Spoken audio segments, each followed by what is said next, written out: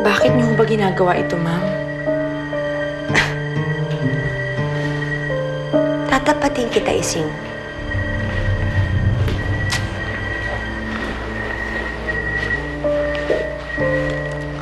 Hindi ko kayo gusto ng anak mo. Lalo na yung anak-anakan mo. Hindi ko siya gusto. Hindi ko gusto na masyado siyang napapalapit sa kapatid kong si Ferdinand. Masyado na siyang pumapapel. Kaya kung pwede lang, ilayo mo siya. Ma'am, hindi ko alam kung tamang sundin ko kayo. Malaki yung utang na loob namin sa kapatid ninyo.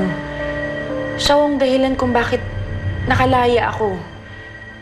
Mabait ho siya sa aming mag-ina. Lalo na ho sa anak ko. So what are you saying? Hindi kayo aalis? Hanggat hindi ho si Sir Ferdinand na napapaalis sa amin dito, mananatili kami magsisilbi sa kanya. Si Sir Ferdinand lang ho ang pwede magpaalis sa amin dito. Well, ikaw ang bahala, Ising. Ay, basta. Huwag ka magsisisi kapag nasilaw na si Catherine sa kayamanan ng kapatid ko. At bigla ka na lang niyang talikuran.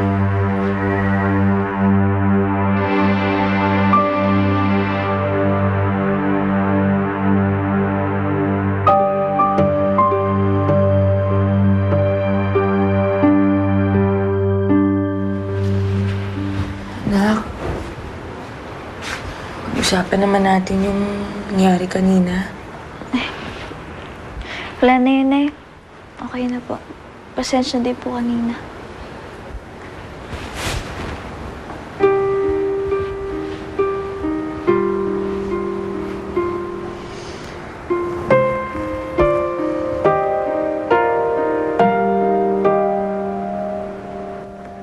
Unti-unti na nang lumalayo yung loob mo sa akin, Catherine.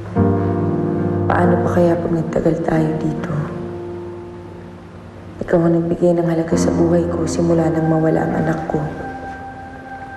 Ayoko nang mawalan ulit. Ayoko na muling mag-isa.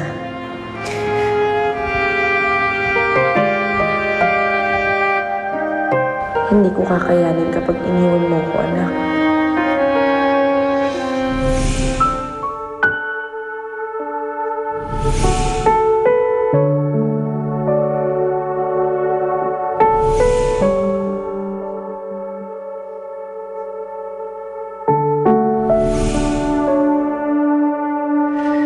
Naku, malaking halaga to ito, ma'am. Kailangan, ilayo mo nga lang siya dito.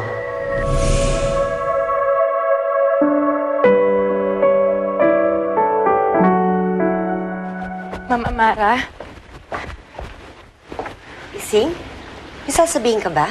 Nagmamadali ako. Tungkol ho sana sa sinabi ninyo kagabi. Nakapag-isip-isip ka na ba? Hindi ko alam kung saan ko dadalhin si Catherine, pero susubukan ko ho siyang ilayo dito. Tinatanggap ko na ho yung alok ninyo.